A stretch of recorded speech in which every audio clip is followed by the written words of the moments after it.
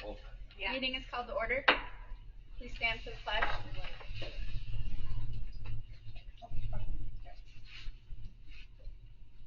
I pledge allegiance to the flag of the United States of America and to the republic for which it stands, one nation, under God, indivisible, with liberty and justice for all.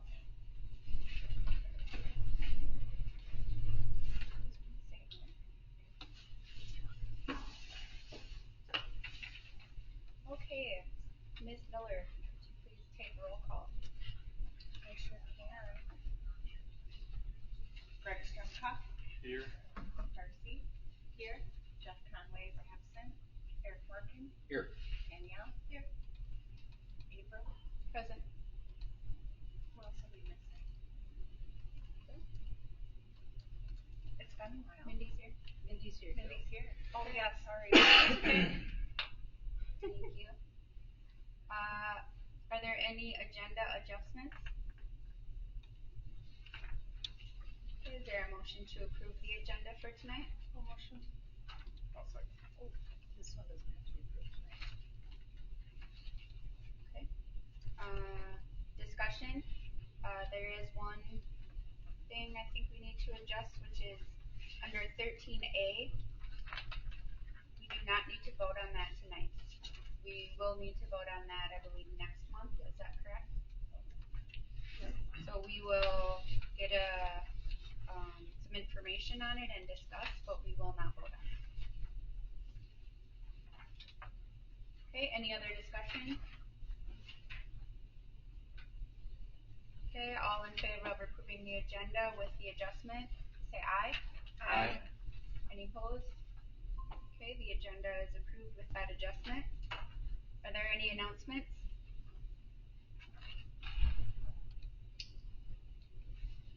Okay, moving right along. Do we have any community input this evening? Hearing none. Next we have Teamworks with the classroom to boardroom process update. Okay, let's see. We might have to. Can you guys hear me okay? Yep. Yes. Okay, great. Hey everybody. My name is Julie Babe, and I'm going to be sharing with you an update on where we're at with the classroom to boardroom strategic planning process.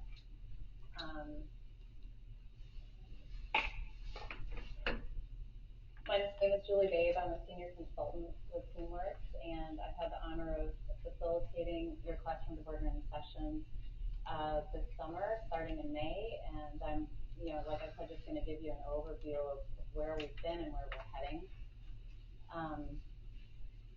Some of the sessions I'm going to highlight tonight are our story wall workshop, some outcomes from that, the environmental scan workshop, which is looking at present day where your district is at with initiatives and where you're heading.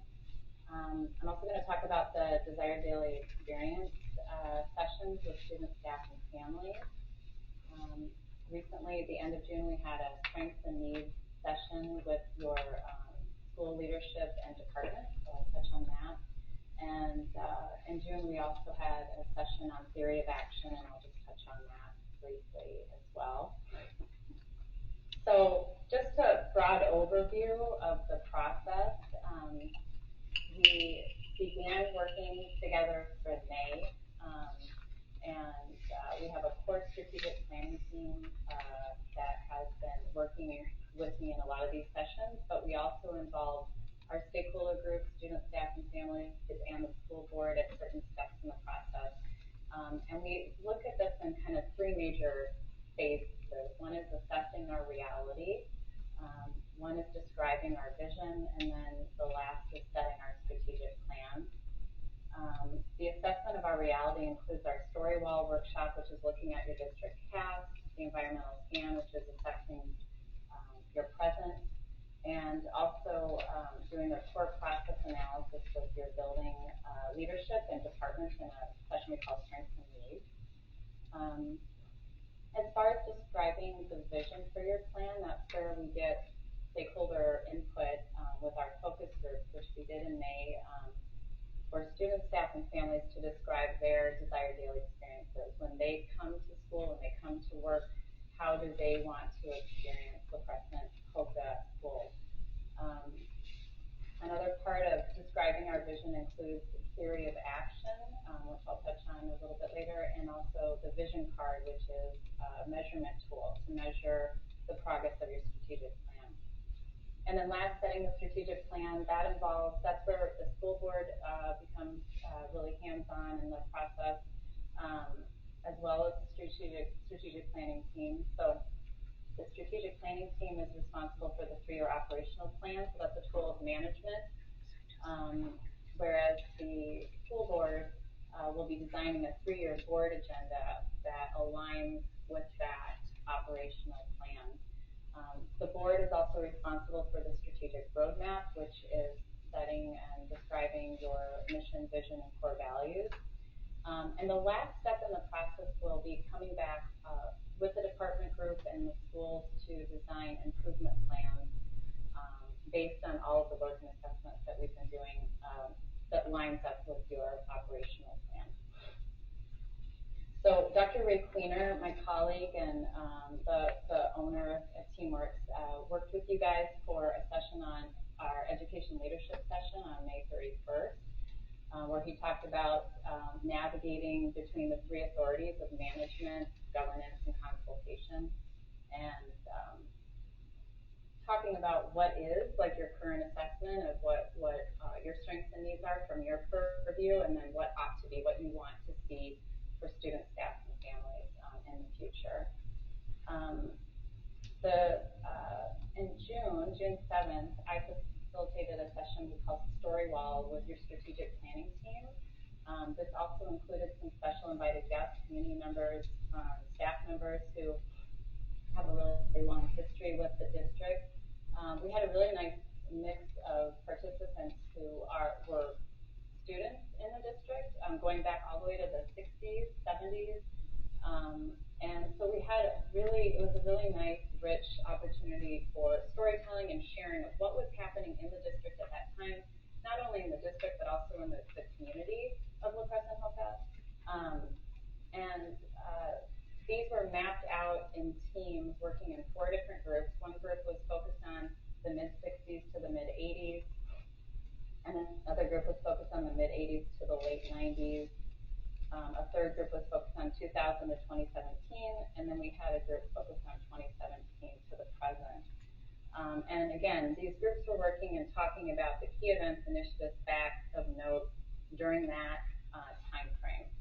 And then the groups analyzed their maps, identifying the key influential events of that time frame, the influential behaviors of the adults, teachers, families, characteristics of success during that time period, characteristics of challenges. And then I also shared with the group there Adizi's corporate life cycle, and they identified where they felt the district was in that corporate life cycle. The next session we did, which was also on June 7th, was an environmental SAM. So this is looking at all the initiatives, systems, structures, and behaviors that are currently established in your district, initiatives that are falling away, that are ebbing, initiatives that are on the edge, that are kind of on the horizon for your district, and then things that are emerging, being currently tested in your district. And then part of that session, we also looked at the key trends and influences that are impacting those events, those initiatives, those structures, and behaviors. These categories, edge, emerging, established, and ebbing, we worked in teams. So we had a team focused on initiatives and things that are brand new and unestablished in this district. These are things that maybe administrators and teachers are reading about in journals or heard about at conferences. Maybe these are things that are established elsewhere but hasn't taken root here in your district. And then another team focused on emerging initiatives. These are things that are being tested now in your district, but they're not fully implemented or fully established. The established team looked at things that made a list of everything that is tested, accepted, embedded with fidelity. Could include, one example is PLC, something that is fully established in your district. And then the ebbing team looked at things in your district that are decreasing in acceptance energy, decreasing in influence on my students, staff, or families. One easy example is paper textbooks. So they made an entire brainstorm list of all these things that are edge, emerging, established, and ebbing. And from there, they identified the key trends and influences that are pushing and influencing those things in the edge group, those things in the emerging, established, and ebbing. In addition to talking about these key trends and influences, the teams also talked about what impact will this have on planning, on the strategic planning process.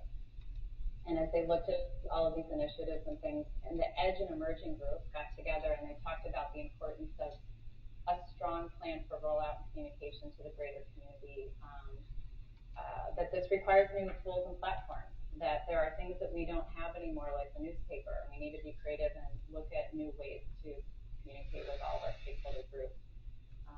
On the established and ebbing side, they were talking about an impact on planning pieces, just learning to adjust and meet the needs of our current, families and students and staff. Otherwise, we won't be successful with enacting real meaningful change. The desired daily experience process we began in May. We had focus groups with students, staff, and families that I facilitated, and the directions in these groups, these were in-person focus groups, I asked participants to use words and phrases that will describe what they want their experience to be when the strategic plan is being successfully implemented. So this is looking at what you want to have as your experience. It might not be what is right now, but it's what you want to have as your experience. I asked participants to be really descriptive, to really paint a picture of what you want that experience to look like and feel like and sound like, and to be descriptive in terms of solutions versus presenting problems.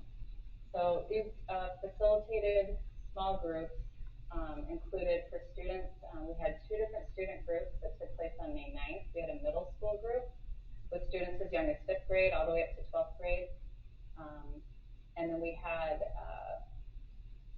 representation, like I said, from all the grades. And there was a nice cross-section of students, different achievement levels, involvement in different types of activities or not involved in activities, race, ethnicity, gender. So it was a cross-section of all types of students in your district. We had 22 middle students participate and 23 high school students. For staff, we had 2 groups on May 8th and 9th, and this again was a cross-section of staff from different grades and content areas, licensed staff, non-licensed staff, and front office staff as well. And we had 18 staff participate with a elementary focus group on the first day and a secondary staff group on the second day. And then finally, we met with families. And these sessions were facilitated in the evening. We had a total of 24 parents attend with an elementary focus group, a secondary focus group, and then we did do a virtual group, which was more of a catch-all of various grade levels represented. These facilitated groups created the input the strategic planning team needed to draft and edit down to about 9 or so desired daily experience statements for students, for staff, and for families. And we took those draft statements and put them into a survey for all students as young as, I believe, 4th grade, all staff across the district, and all families were able to read those statements and provide us with some feedback on how much they agree with those statements. We asked them to rank order the statements. And then also there was an open-ended question to allow participants in the survey to indicate what's missing. If there was a statement that didn't reflect what they want their experience to be, there was an opportunity for them to give an open-ended response. The survey ran from May 16th to June 2nd, and we had 482 elementary and secondary students participate, 97 families, and 120 staff members. So a really great response, and that helped the strategic planning team between the draft statements and what might need to be tweaked and edited. So the strategic planning team went through another round of edits.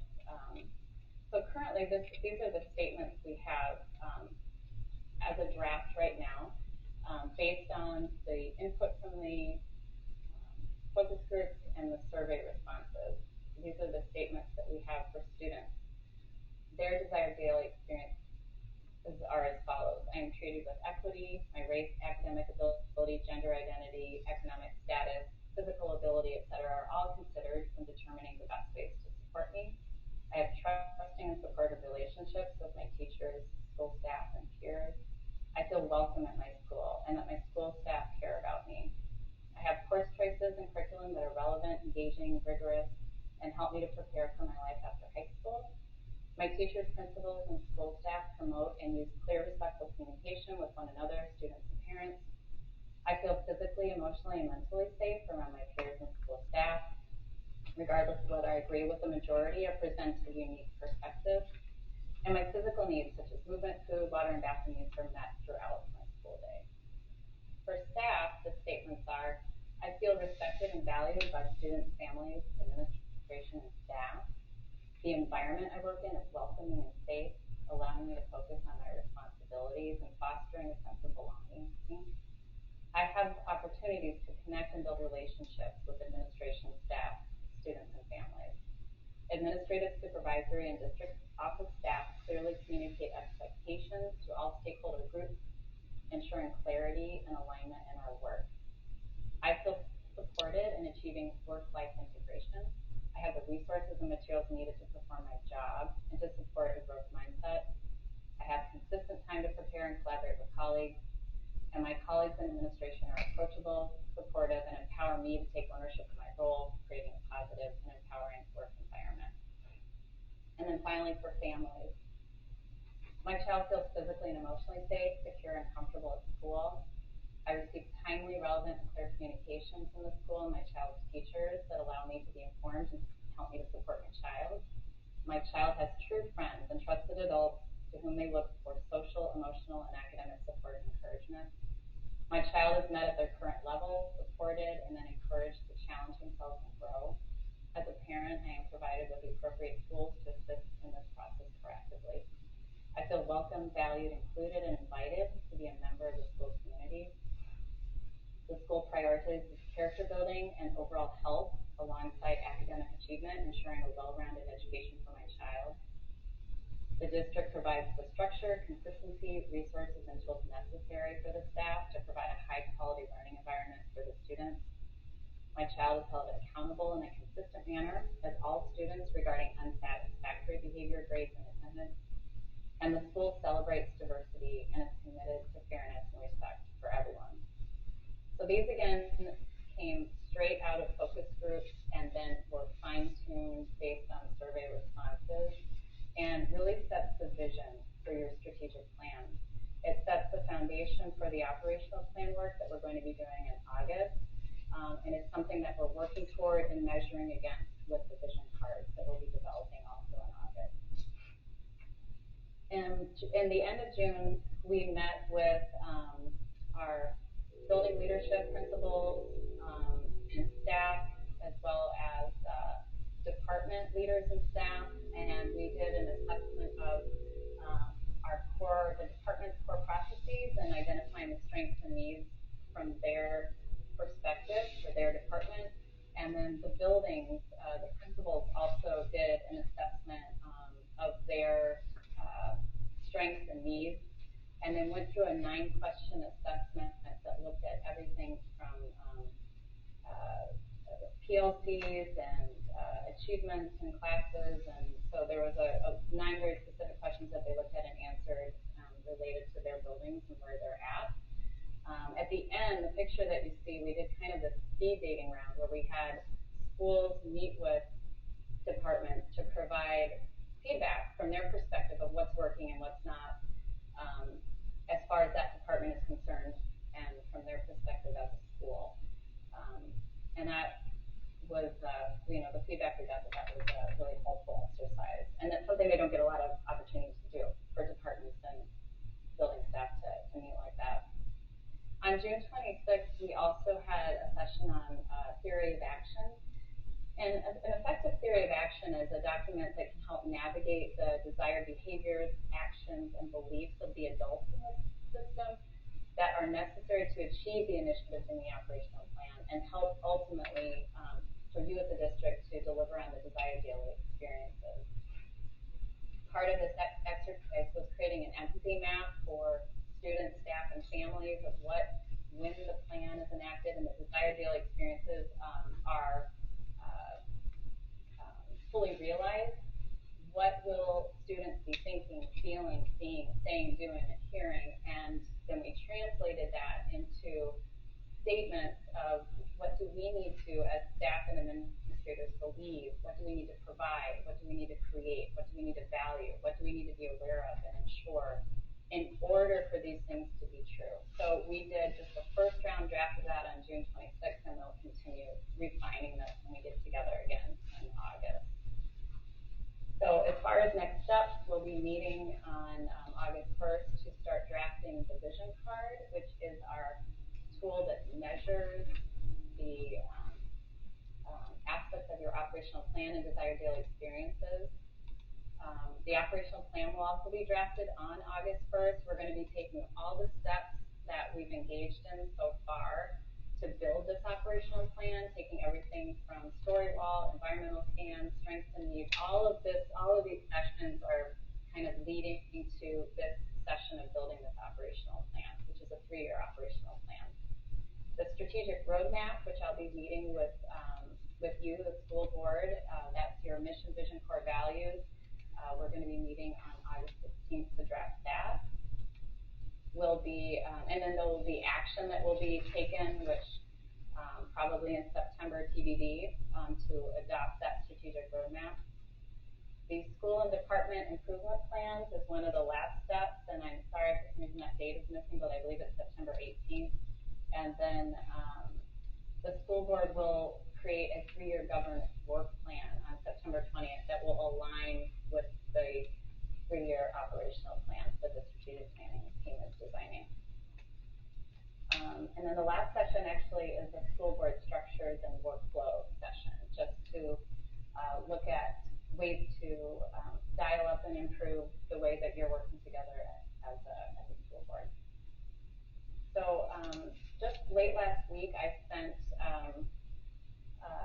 to Mindy the latest reports that we have so far, and all of these reports will be shared with you. And as we keep going through the process, all of the sessions I facilitate, I always create a report that I share with you guys to keep you informed on what's going on, all the steps in the process. So that is all I have for you folks. Any questions?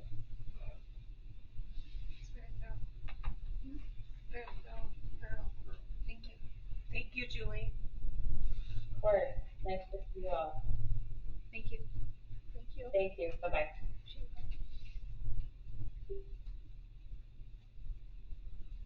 Anything you wanted to add?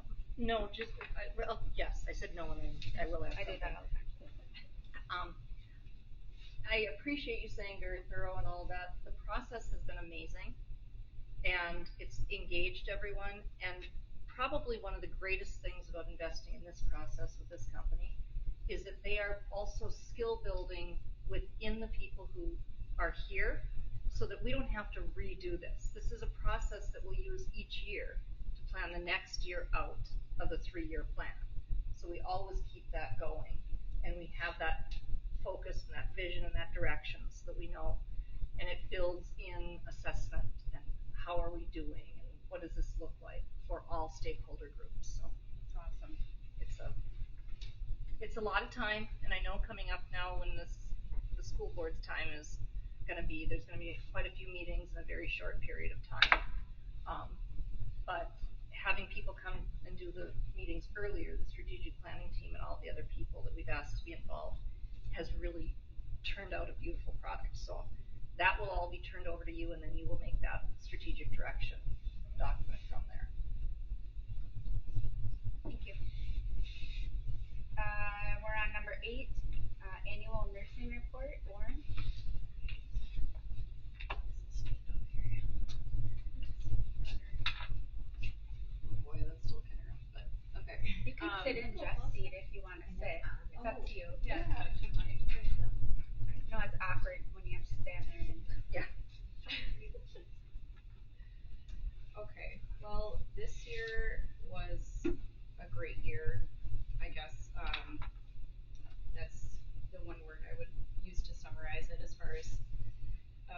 my job in the health office, it was the first full year where I feel like COVID was in the periphery and not at the forefront. So it was very nice to get back to normal.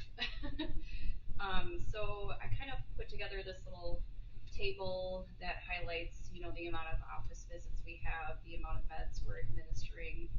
So it breaks it down by building each month.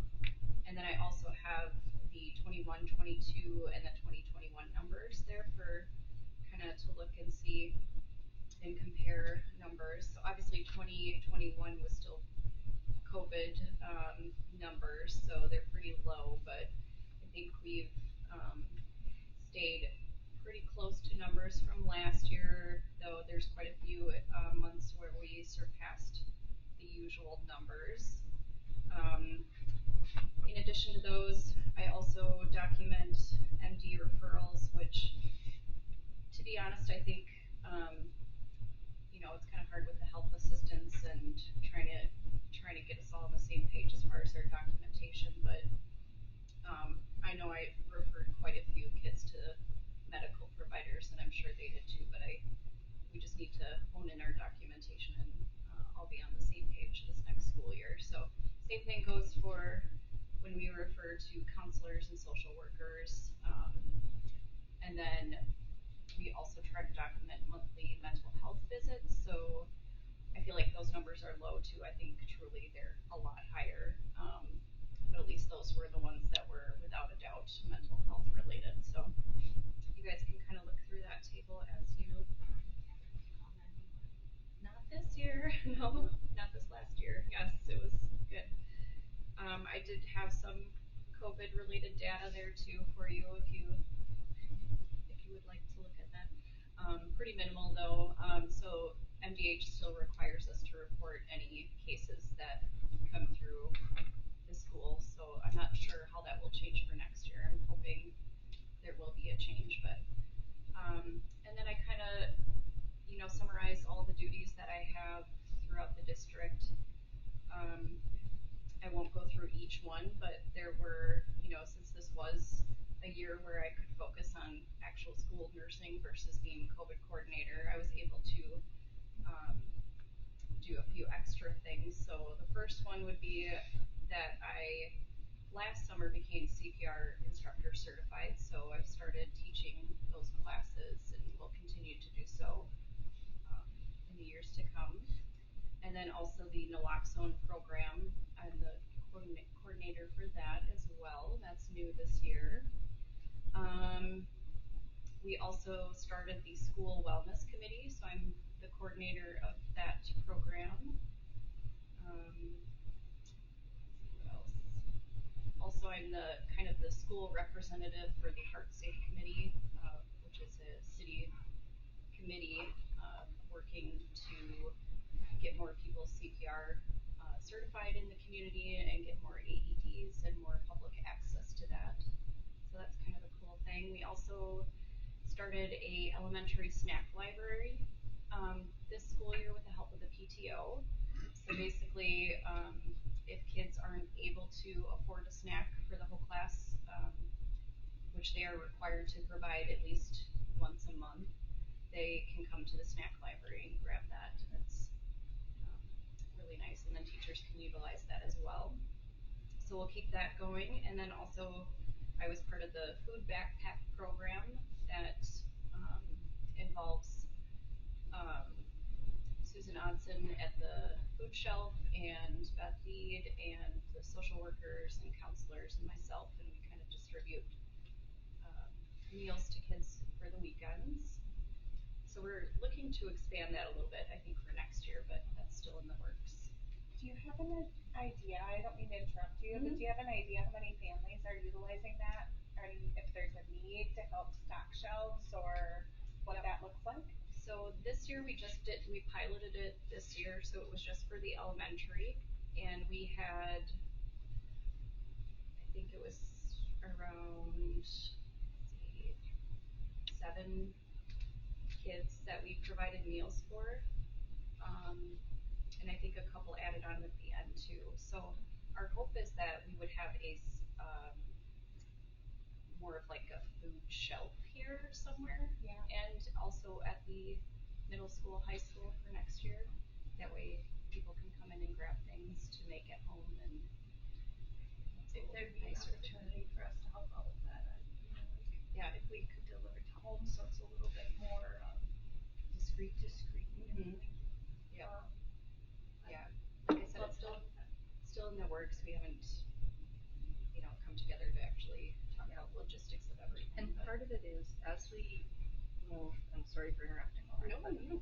part of the thought process at the school level is, as we move that type of a service to the high school, we really want the high school students involved. Yeah.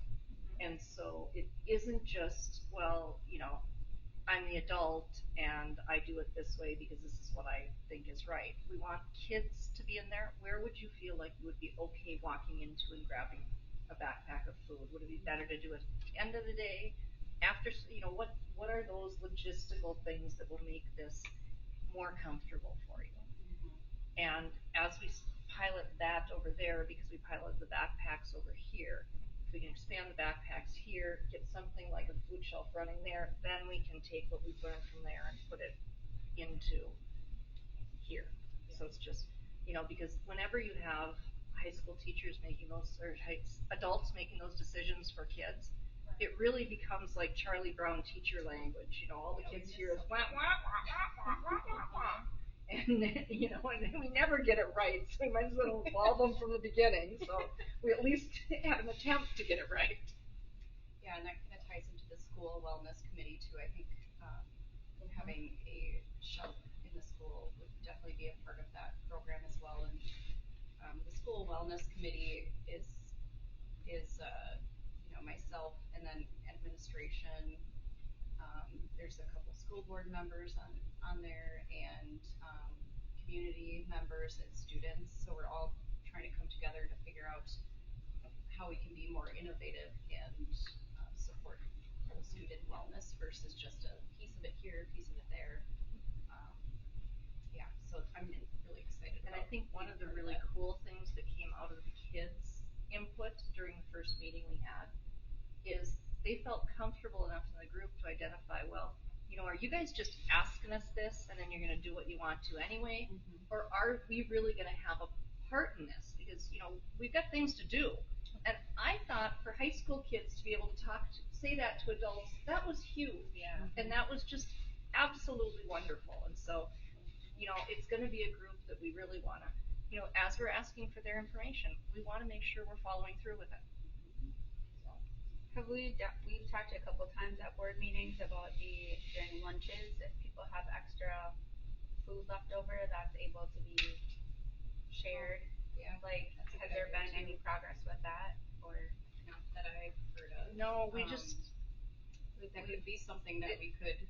like Beth was Pull gonna into look the- into it, I think, but Yeah. it was like, and I can't remember what it was called, but like if they, a sharing table, I think. is what yeah, it is. if people with a have, cooler.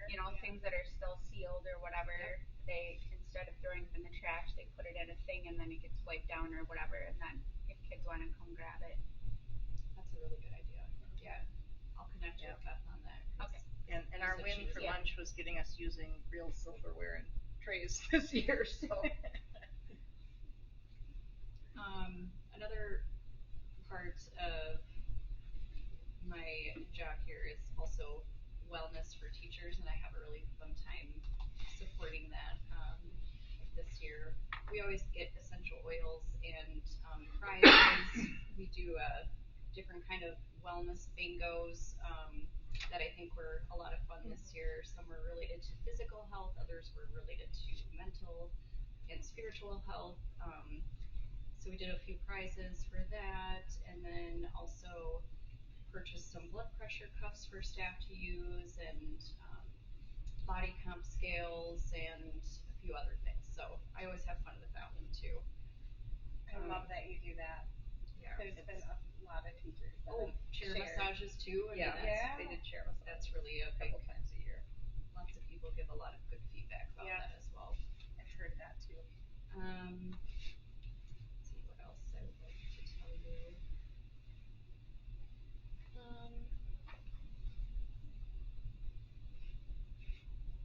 I do have a question / request. Yes.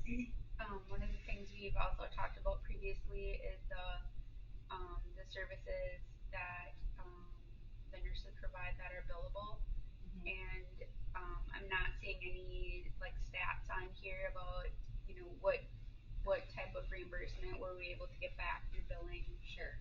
for services. So I'd love to see that included. And then, is there an opportunity, since we're back to normal, to increase our billing and coding? We talked at one point about, do we get a external coding company to help us bill our claims? And so any progress on that, and if not, could we add that maybe to some goals? Yes, for future? absolutely. Yeah, I think third-party billing is always one of my goals to try to get more reimbursement from that. So it's one of those things that is not necessarily in a school nurse's wheelhouse. So it's been a huge learning curve for me. So I'm completely open to, all of us getting together or, coming up with other ways to figure that out. But yeah, I can include that next time as well. And does everyone know what that means? I don't think not everyone was on the board when we talked about that. Well, didn't we hire, so my question was going to be, where are we at manpower wise? Do we still have assistants that are doing this, or what? It's just me. Okay. We were going to hire, so we just can't hire people, or? Well, are you talking about third-party billing, No. Eric, or are you talking overall assistants in the nurse's office? 'Cause it used to be there are before- assistants in the nurse's office. Okay. Yes. So we used to have I was under the impression we hired an extra assistant to help with the did. billing, because we were chasing talked doctors. about that during COVID, but Yep. nothing ever came of that. I will be able to get you a formal answer on that tomorrow, because we've got a thing from MDE that's asking to audit the spending for COVID. Okay. And so I'm having to go back, and I wasn't here then, and that was the year we had 3 superintendents, so trying to track down the information is a little challenging right now. But I was under the impression that yes, one of the assistant salaries in the buildings were supplemented during COVID. And so I'll have that data within a couple of days, but. I think that's accurate based on Yeah. my understanding of when we. Yeah, I think we supplemented an assistant salary, and I think we hired a custodian, and there was a third thing too, but I'm not sure what the third thing was. I just remember Dale telling me that when we came in, because as I looked at budgeting for the next year, that was a situation where when you use the ESSER funds, you supplanted dollars that you normally would have in the salary. And it's a legitimate process you can use. It's not a process I recommend using, because you can only spend those dollars once, and then what happens to that person in the general fund when you don't have those in it. So, but yeah, Julie and I just talked about that today, because we have to get a bunch of things done with that, and we need to do some time and effort tracking too, that will go with that too, so. Is there a system that we can utilize that would cover what April's requesting, as well as keeping our information between schools and, like you said, for tracking and keeping that? Would there be a system that we can utilize for that and tracking a little better, keeping everybody on the same page? With third-party billing, or what do you? Well, that and how you Almost said like a earlier. student health record. you're Yeah. saying? Oh. What do we utilize right now? Yeah, we have a system. I think it's just, expectations for charting are discussed at the beginning of the school year, and sometimes it just needs to be addressed. And there will be, that goes into the time and effort records, so we'll have a little more support for what they're marking down too. It was just a system that probably should have been in place and wasn't. So, sure, time and effort logs. Otherwise, I have a few goals also at the bottom there. Trying to create like a health topic of the month, and distributing that to staff, families, and students. And then this year, we lost our resource this last school year for human growth and development. So I was going to step up and do that for at least 5th and 6th grade, if not maybe expand it to 4th, possibly in 7th grade. So we'll see.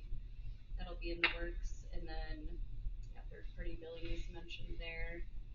And then also way before I started here, we had a medical emergency response team, but we don't have that anymore. So that'll be, in addition to like the naloxone, the medical emergency response team will come back and we'll have regular meetings and trainings and things like that. So, yeah. Any other questions? For medically fragile IEPs, couldn't you consider that as a emergency medical response team? Yeah, so right now, when I write up health plans, it's usually, me delegating tasks to either a paraprofessional PCA and then the case manager, the teacher. But this would be a team that would respond to just general medical crises versus a specific Got it. individual. Thank you.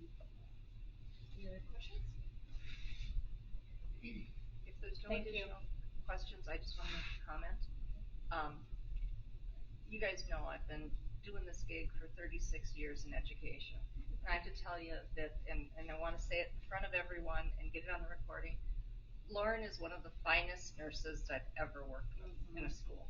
And that's saying a lot because I've worked with a lot of really good ones, but she's the bee's knees. I agree. Yes, thank you for everything. And you're a great CPR AED trainer. Thank you. Thanks, you guys. Lauren, before we let you go, is there anything you need from the board to help support any of these upcoming goals? Do you need us to join any of the committees? Do you need us to? So I think I already have Nicole. I figured that you would be a part of the naloxone team and just like a board representative on that. We have two ladies here that are on the school wellness committee, so that's perfect. And then I think, The one that brought us cupcakes. Mm-hmm. yes. Yeah, on the Yes. wellness. Yeah. That's mental health. Yes, that's what I was going to say. Yeah, right. I think as far as like the human growth and development, I'll be working with the 5th and 6th grade teams on that, so that should be, pretty good. And then, really it would just be third party billing, I think, and just trying to sit probably Mindy, a board member, our business manager, trying to get all on the same page and try to figure out how we can get more reimbursement if possible, so. The health teacher, the new MRO with that as well? With the human growth and development. So they do, actually, Ryan reached out to me last year, because he wanted something supplemented for his, what's the word? When he was covering that topic, so I think, I'm not sure what's there right now, but it definitely needs to be, needs help. So yeah. All right, thank you, Lauren. You're welcome.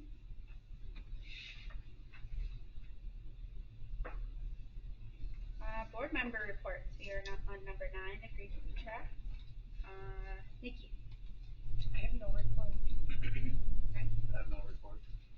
Darcy. Nothing to report. Eric. Yes. So number 1, I'm sorry I missed last month, and I think I missed something in May too. So my apologies. You'll see on the agenda tonight, item 13, the HVED Joint Powers Agreement, and it was also on the last month's. Is that right? So that was a miscommunication because the agreement hasn't even been put together yet. Houston is leaving HVED, so we need to get them extricated before we come up with a new JPA. But I did want to share with you, if you all saw these graphs, color-coded graphs, HVED has, we've got a deal in place to buy majority of the Winona Mall in downtown Winona. And it's going to be large enough that we can bring all of our programs into one centralized location. HVET is not perfect by any means, but one pretty big battle that they've been battling for years is, they've got the SAIL program up in Kellogg, and so that is for your, high behavior, level 4. Help me with some acronyms. High needs. Low Like your incidence, one-to-one high need. kids. Yeah. Yeah. And so we have to teach those kids, and so we pay to send them up there. We try not to send them up there when we can help it, but so we've got that going on up there, and it's not a population center in Kellogg, so it's tough to staff. And then so you've got up in Kellogg, and then you've got down in Hoka, you have the Spectrum program, and so that's your Downs, autistic, yeah, your ASD students, so kids along are on the with spectrum. other special ed somethings. Then you've got a couple other sites in Winona, in the city of Winona, with an alternative learning center and early childhood. There are a lot of moving parts. And so what this Winona Mall property is going to be able to let them do is have all the services in one spot. And so that's going to cut down on travel time, because you have to pay your staff to travel between. And when you have all the school districts plus these centers, they all need to be administered, yada yada yada. It's going to be a much better thing, and that kind of dovetails into I feel like we might have just dodged a bullet with the Fitzgerald Center. The latest community survey, input survey, alternative learning centers it was a top 3 concern by the public, for sure. Might have even been more important than that, but I think that the backing is there from the community. When you look at these graphs, we'll just pick one for a $15 million project. The impact on a $300,000 house in La Crescent is $43 over 15 years. And if it's over 20 years, it's $37. Anyways, the reason that is such a low number is because it's shared between 13 different school districts. And so this is a way for us to support our kids who, it's not going away. It's only getting more and more prevalent, the spectrum and all of that. And we will be asked to approve this, and and it's not tonight or anything like that. And so I think I'll bring along, or I'll invite Deb Marcotte, if you remember, she was here this spring. Blonde hair, short hair. She's the executive director of HVET, and she can go into far better descriptions than I can on this stuff. I've been there almost a year now, and I still don't. It's just like becoming a new sport member. Special ed is its own weird little thing. So, anyways, I've rambled enough. So are you entertaining questions about it at this time, or do you Well, I want to wait can. till later in the Sure. agenda, or? No, And- do you yield your time, Board Member Martell, for me to? Well, should we Okay. still have I the don't time have to? anything to contribute Okay. to. Yeah, question, yeah. I do. So, can you explain whether or not that's part of the reason Houston's backing out of HVAC? Well, the Or long and the short of what it is is- Houston feels like they can do a better job with their own people. That's going to be pretty hard to do. They have been trying to they have hired a fair amount of the HVAC staff away, but I think they thought they had something else happening. They actually went and hired their own special ed director for last academic year, even though they were still using HVAC. So they were, I don't know. The long and short, they think they can do a better job. With COVID and whatnot, school psychs, almost all school psych services were Zoom, and we've all been in Zoom meetings. That's not a great way to deliver service. And so you know, again, HVED's not perfect. I think that, you know, they had some things happen. I'll get to you, hold on. But I think that Houston will come back once they figure it out. Yeah. But Thank you for that. yes, Darcy. When it comes time to vote, will there be a final number? There's two different numbers on these sheets. Yes. Okay. Yep. This is just giving you the option. This is what 15 million versus 19 million looks like. 19.5. So it hasn't been decided on. And then it says that the pupil unit estimates, are just estimates for what percentage we pay. Will that be a moving number through the 15/20-year term? Sure. Depending on populations, you know, the enrollments. And just to the statement you made at the beginning, Deb did not send you the final joint powers agreement. No, it hasn't been finalized. No, it's actually. Oh, it is finalized? We've got Oh. a non-red line copy that just came through. Okay. So I sent that out to all of the board members so you can have a month to review it. And if you've got questions, I think Deb's number's on there. If it's not, ask Eric or I. We can give you Deb's number and you can talk to her too. But I just wanted you to be able to have that so you could have some time to review it. And if each school does not vote yes, this does not go forward? That's correct. And then they'll look at other locations in the building. Well, then it'll just go back to what it has been, which is you've got all these things happen. So here's the chance. If you're for supporting special ed and this is a way to do that, and we can get it paid for by the community instead of pulling from general funds, I think that's pretty awesome. But it's going to come down to each school district. So that's why we needed to get Houston off, because they didn't want to be a part of it anymore, and they wouldn't have passed it. So I have several questions. Yeah, I'll try and answer. How many students do we have leveraging HVED? I have no idea. So I think we should know the answer to that. 27. I don't know. I mean, what do you think?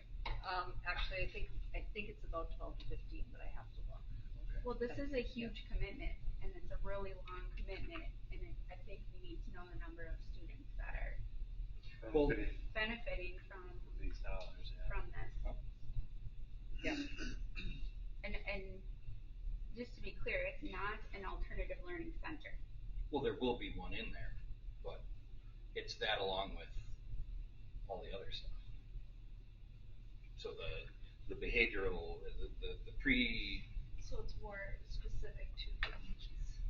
Yeah, I mean, there's many programs inside of the shell of HVED. Right, but I think what the community is looking for is education opportunity that's not the traditional public school. So, like what Hoka used to have. An ALC. Right. Yeah. And are you saying that this? There is one up in Winona already. So we have Due to staffing, I think we send kids to Houston right now, or. Well, They can go online to Houston. they can go online to Houston if they choose to do that. We do have kids that work with Winona mostly in the summer. And then there is an ALC that's run through HVED that has some of our kids too that they have to.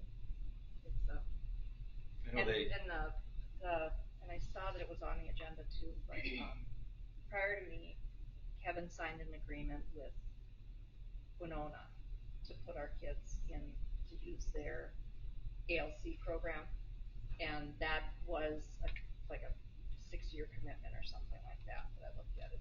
We didn't get off until like 25 or 26.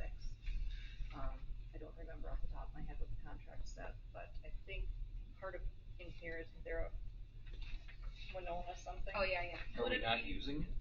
No, we're using it, and they have to unenroll from our school district during the summer and enroll in Winona. And then when they come back, they have to re-enroll in the district here. and it's a hassle, and they still get taught here in the summer by our teachers, but I'm trying to find out whether our teachers are even getting, if our salary output for our teachers is even getting reimbursed by Winona, because they're collecting all the money for the student pupil units. And that's Winona In the Schools, summer. not HVAC. Yeah, that's Winona School District. We also have to enroll students for like some after-school program. Yes, there's an after-school program that they have to be enrolled in Winona too for. And they stay here, and our teachers. And our teachers teach them. And do you know if we're being reimbursed for that? Nobody's been able to find it yet. So I've talked to Julie, I've talked to Dana, I've looked through everything. We can't seem to find how that comes through. And so. Can we find out how much we currently spend per pupil, sending them to these multitude of different locations? And then kind of see how it would compare to what this is, where we would have full oversight of how That'd be a much. great idea. Yeah. Especially with transportation. Yeah, and all the like, things that yeah, go with that. transportation and the teacher we have to have on the bus to transport and all of the pieces.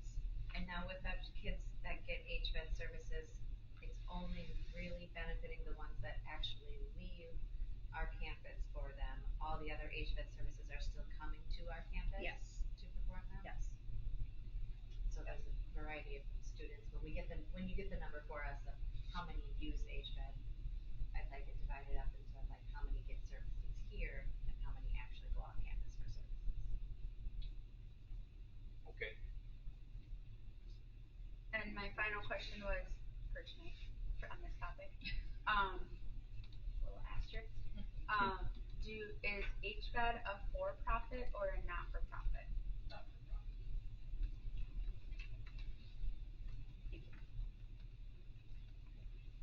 Good questions. I wish I had better answers, but any others? And I do not have a board member report. I have a couple. I have been working with Brittany and Mindy to get one of our board members, one of our board meetings scheduled to take place in Hoka. So we're thinking October or November board meeting would be held in Hoka. Hope is nice that time of year. That's what I've heard. The falls are not quite frozen. So. We did, Brittany connected with the city of Hoka to see where they would recommend, because there's a couple different options. And we're thinking the fire hall will be the best location. And so my question is, do people have a preference between October or November?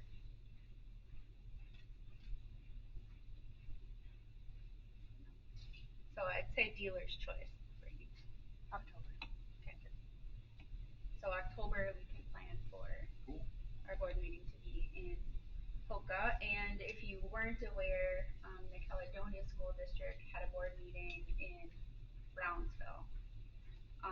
And they were interested in hearing from the community on why people send their students here versus Caledonia, to see if they can lure some of our students away. I was gonna say, it sounds like a perfect. Yeah. So my mom is a resident of Brownsville, so I got that hot tip right as it was happening. Publicly ask them to come to the meeting and give input? Yeah, I'm not exactly sure. Again, I heard. Yeah. Because I live outside Brownsville. My kids are Caledonia School District, but I send them here. Did they call you and ask you? I believe it was like a email that we received or a text or something that just said that they were doing a special board meeting in Brownsville, and that they would like everybody that lives in Brownsville, whether your student goes to Caledonia or not, to attend, because they wanted our input. They didn't come right out and say, we want to know why you send your kids to La Crescent and not Caledonia. But yeah, that was the gist of it, is they want to know what better services or, better transportation times and IEPs, special ed teachers especially, that they could change or do better or whatever, that we would consider sending our students up there, or our kids up there. Thank you. we should have a board meeting in Brownsville. It wouldn't Forks hurt, Lake. honestly. I mean, I'm sorry for talking. But yeah, it wouldn't hurt. You have quite a few, I mean, you have a bus that comes. I was gonna say. You have a bus that comes directly, I mean, they pick up maybe 5 students that are in La Crescent School District between the Cut Across and Brownsville that go to La Crescent and are in the district, but once you hit the certain point by Lawrence Lake Marina, anybody to the left of that is not, they're Caledonia. And you pick up quite a few, you got 3 stops, you got 2 stops just in Brownsville in town. Yep. And then you get where I take my kids, which my kids are the only ones, but I drive 10 miles from New Albin, on the Minnesota side of New Albin. I drive to the Shellhorn, 10 miles, to meet the bus at the Shellhorn, you know. And right now, my kids are the only ones that ride it. So, you know, we do that. When I could, and this was one of their questions, yeah, but the Caledonia bus will pick them up at the end of your driveway. Yeah, they will. They will. But I drive 20 miles before 7:15 every morning so that they come to the present. Yep. So, yeah, It's a nice little community center. it wouldn't hurt. It wouldn't hurt. Mm-hmm. There's quite a few parents, so it wouldn't hurt. Yeah. So I do think so. We'll have the meeting in Hoka, and then I do like the idea of, you know, at least maybe once every couple years, or, you know, because we only have 12 meetings, so kind of making sure we're covering all the communities. We at least moved to the elementary school, which was a big change, which has been good, and so yeah, so October sounds like we can plan to visit Hoka. What's our enrollment looking like for like Dakota area? I mean, not saying that we need to go everywhere, but I think if we could see I what was our thinking reach Dakota is too. there.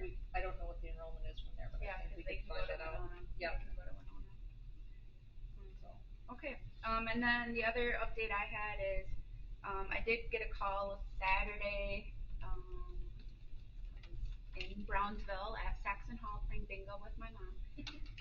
And got a call in my role as board chair because the police were called to the baseball game that was going on the school's baseball field. A complaint was called in because parents were drinking and swearing and yelling from the outfield. It is not only a violation of our school board policies, but also a Minnesota state statute. It's a misdemeanor to drink alcohol in school grounds without that organization having a temporary liquor license, which there was not one in place. So the police asked if we would like them removed and trespassing, and I said, I won't say exactly what I said, but yes was my really short answer. And after that, in my role as softball board president, I did post a thing on the softball board page because we had an upcoming home game, just reminding parents and fans of that rule. And then, so my request is that we get signs out at the fields about no alcohol, tobacco. I think we need to include drugs, well, marijuana, because that's about to be legal. Can we just say all the things? Yeah, like Yeah. don't smoke or Is this chew a or. Legion ball game or an LYB? It was a Legion. It was a Legion playoff game on Saturday.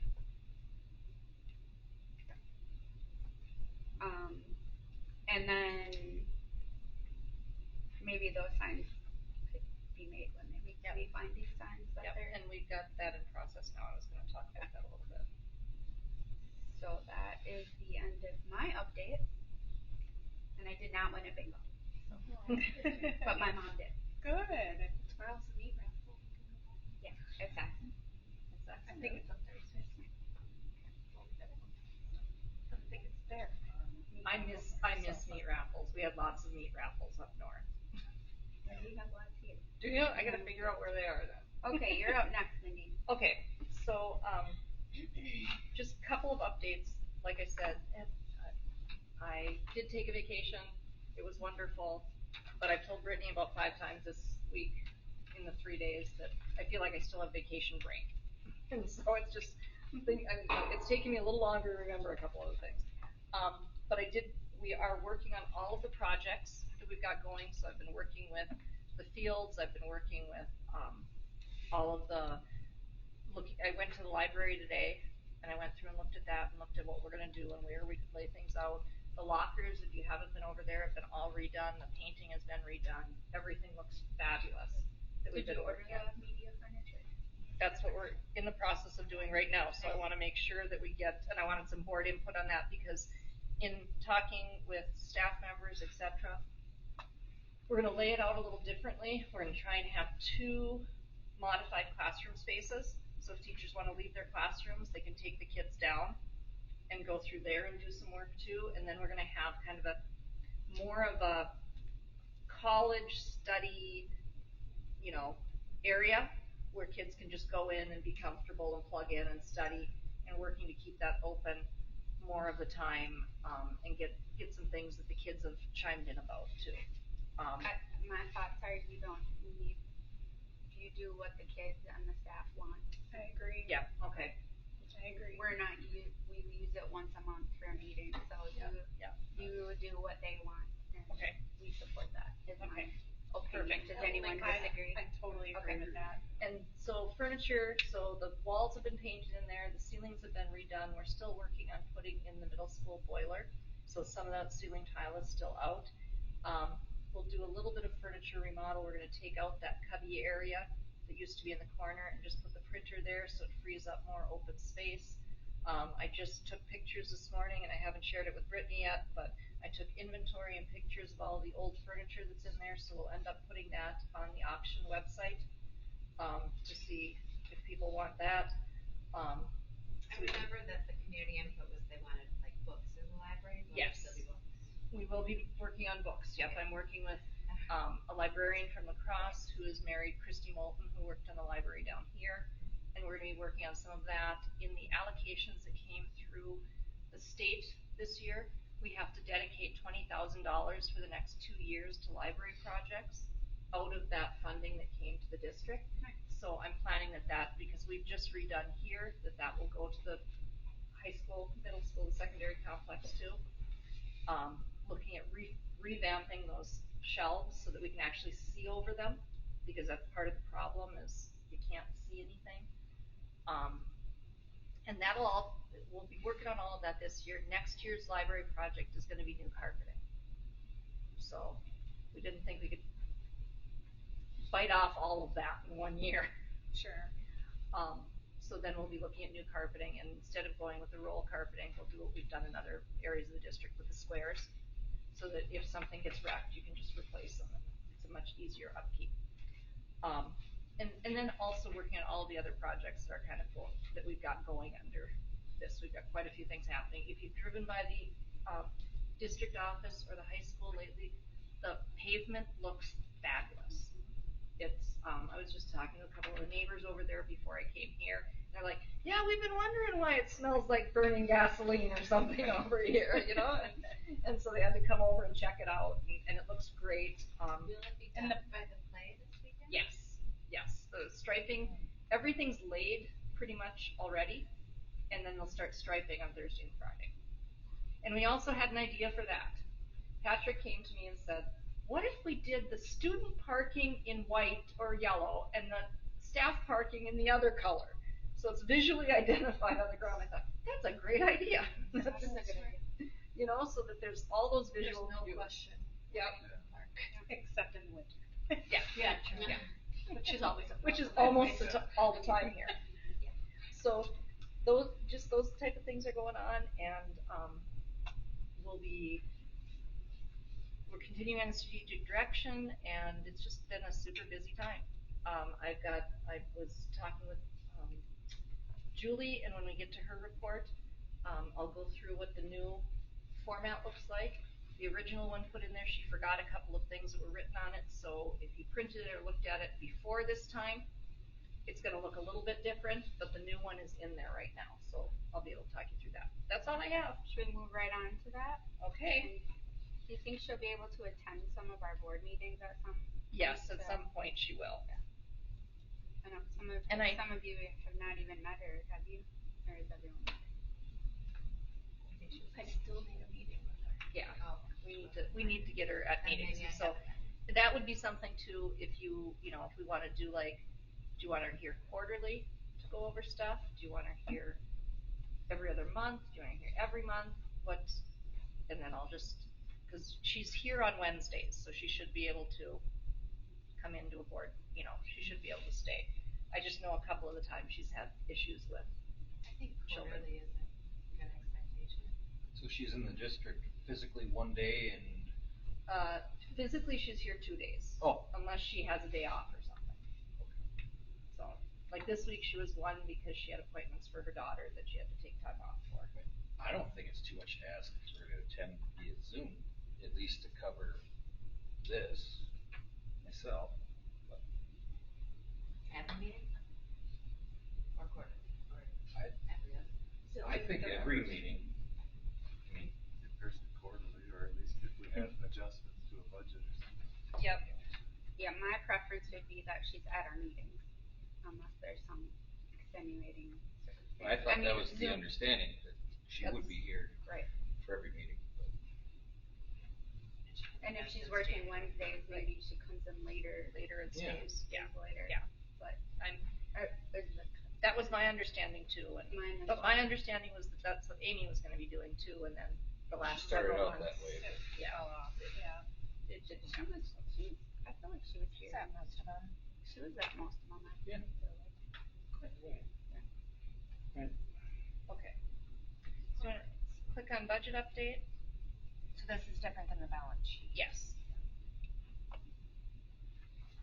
So this is, and you can review this, this is the same type of budget update as I presented last month.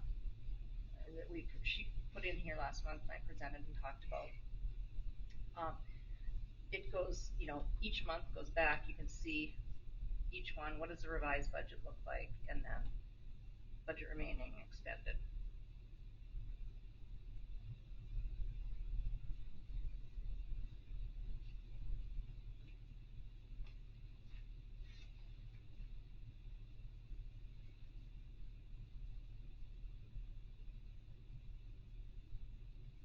Is that good with that? And then let's go to the other one she put in, which is right there. Bigger. Okay, so what you'll see here on the balance sheet is that we have assets on the top, and so that goes through all of our assets. And you'll see the total assets down there. Then you have the liabilities. So what are the liabilities against those assets? What do we end up having? And then if you move down, we've got net assets. And the thing I wanted to call your attention to is the one area, 65,597.80. That is because we have, we still have funds that are owed to us from fiscal year 23, but since we've transferred over to fiscal year 24, they'll come in this year and this month, and then we have to resolve that in the budget and move those back. So it's gonna stay negative until those funds are paid to us, and that's just because the state is they're behind on their pay logs, so they don't always get things at the same time we do. And then you can see down at the bottom what is in general fund and cash, total budgeted general fund expenditures, operating expenses, and then what are 45 days worth of expenditures, so that's what we wanna have, and where does our fund balance sit at? So our fund balance right now is 21.5%. that may be the healthiest I've ever seen. It's good. It's good, so. And that'll be something, like I said, and we've talked about before, fund balances in schools are a moving target. Because depending on how many expenses come in at different times of the year, that will fluctuate a bit. But if we keep the tabs on that monthly, that's gonna be a good thing moving forward. And I'm thrilled that Julie has gotten this for us, because that's not something that's happened previously.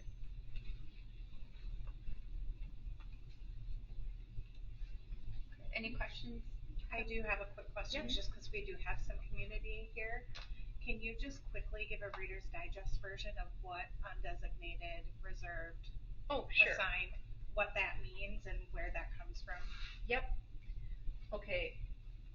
So as we're looking at, if we go up to the top first, there's these are the assets of the district. So this is what we have in cash. What's our accounts receivable?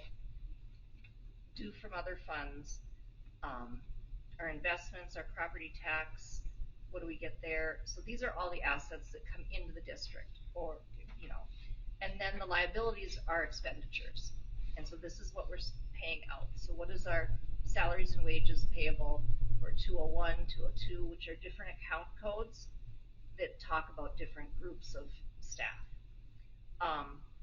What's our accounts payable? What are we paying out for different things that we're getting, each on this month? As you go down, payroll liabilities, and that right now is sitting pretty good because we're starting to get to the top of some of those liabilities that were in. The word just went. It'll come back to me in a second. There's OPEB. That's what it is.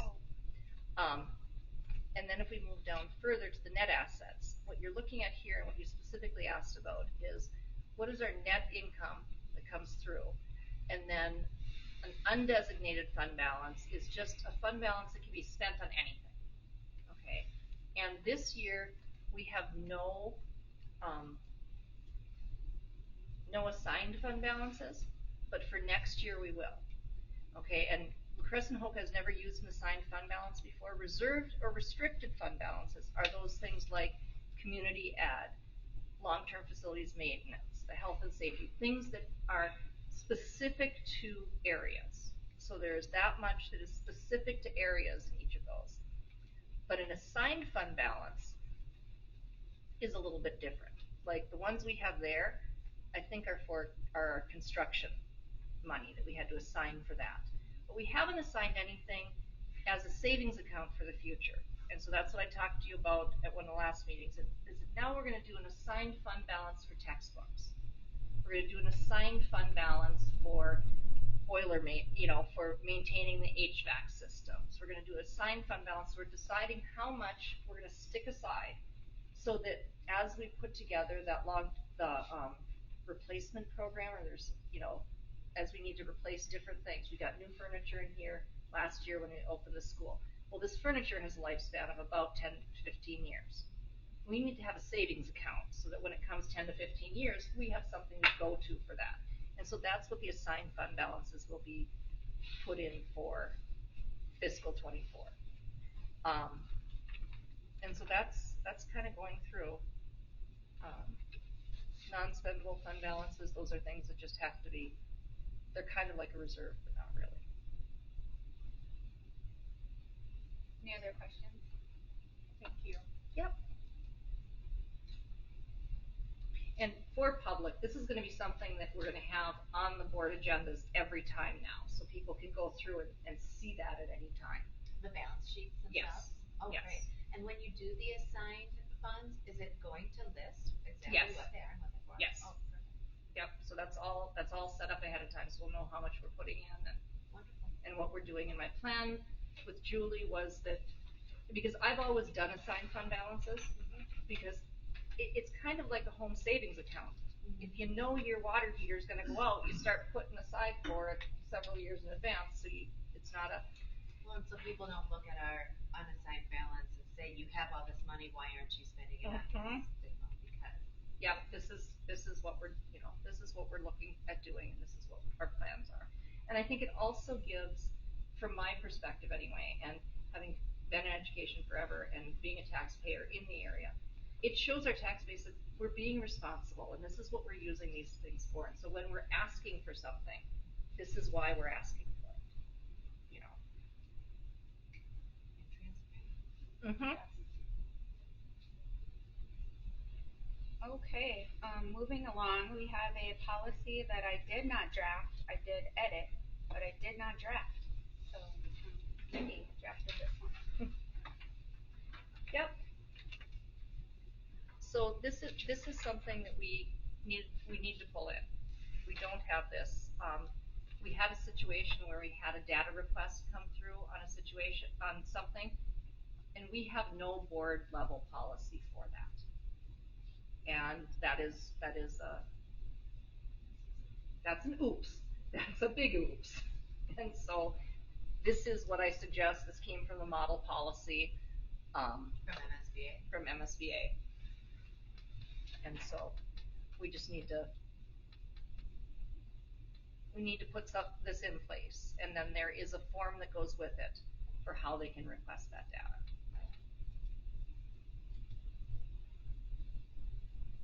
And talking about policies, this one, there may be, because of the legislative changes, we may be seeing a bunch more policies come through that are different from what we got in our policy audit from MSBA, because I have 6 pages of 8 or 6 font print of just all of the changes front and back, and the dates and deadlines for when they're supposed to be. There were insane amounts of changes at the state level. So particular topic or just all of it? Everything. And when those go through, do we have a set amount of time to fix our policies? Some of them were set for July 1, and we hadn't gotten any guidance on what we had to do for them. Some are August 1, and I can send that out to everyone, or if you look on the MSBA website, you can see what those changes are. And if you go under resources, and then it'll say current legislative impacts, if you hit there, you can have it arranged by date that they're due or by category that they're due. And like one of them is, we have to do 8 hours of para training, and 6 of those hours have to be before school starts. So that's another spot where the legislature stepped into our negotiations practices, because now they're telling us we have to have at least 6 more hours outside of what we normally do.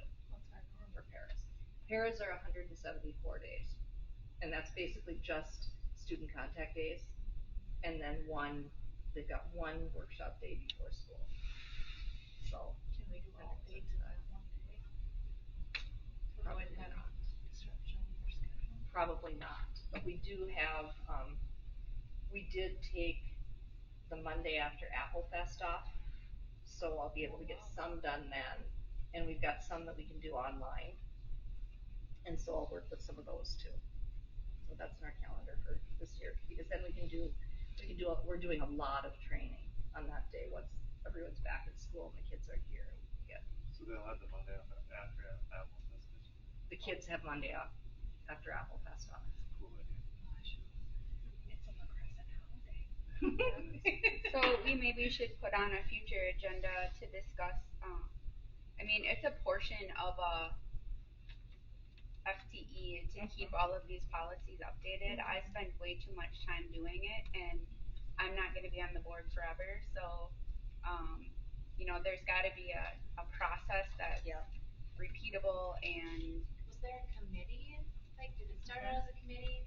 I mean, there was, but it never met. Yeah. And then, but when I first joined, and we have policies that haven't been updated for 20 years. So that's why we sent the batch to MSBA, and they sent back updates, but you still have to go through all of them and make it applicable to our district. And I haven't even gotten through all those yet. And the only administrative support the district has is the portion of Brittany's time. And so if the policies are to be kept up to date, I can't keep doing it. And I don't know that board members are gonna have the time to do it. I had hopeful intent, Well, but it is a lot and of if time. you'd like that on an agenda, I have some things I've done in other districts about policy governance, and how once we get up to date, this is what the cycle is for redoing them, and then we don't have to, it doesn't get to be just this a whole roll. day. Well, Yeah. yes, that's great, but then you get batches of changes that come through like these did, Yeah. and they have to get updated out of cycle. Yeah. And you still have to have a person with time to make all those updates. And it's just not sustainable the way we're doing it today. And I don't want to put the district in a position where whoever's on the board 20 years from now is asking what the heck I did in these policies in 2023. I'd like to know how other boards do it, and I'd like you to not bear all the weight.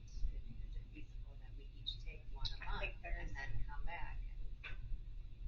I can reach out to my association to see what other districts do. Yeah, I would love that, cause yeah, it was even too much just for the three of us that were trying to do it.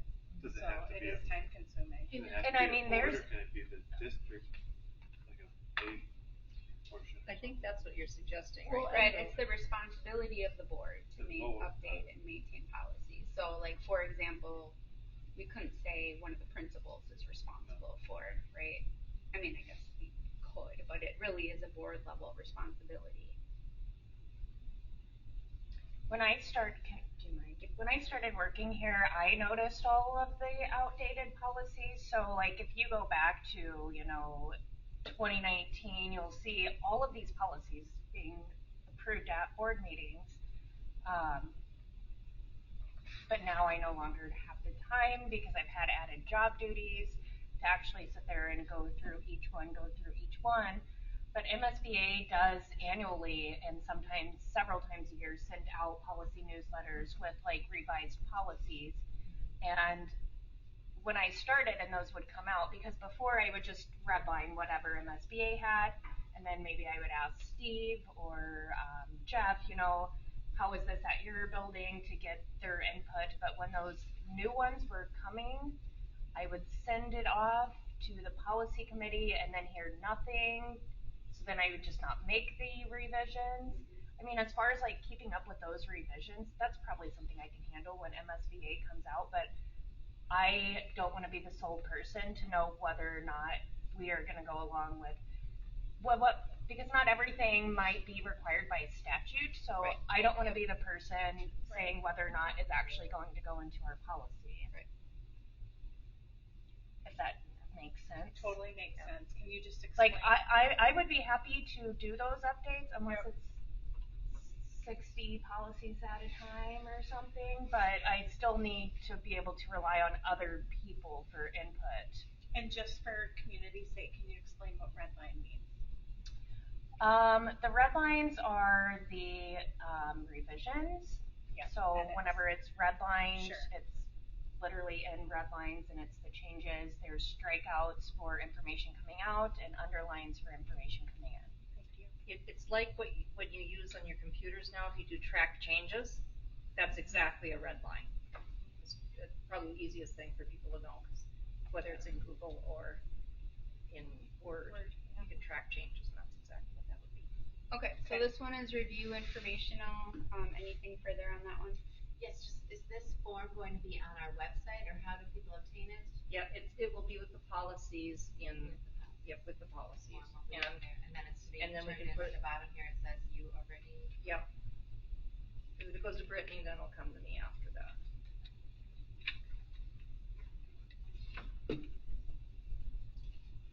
And we don't get many of these, but when we do, it's Yes. A lot of work.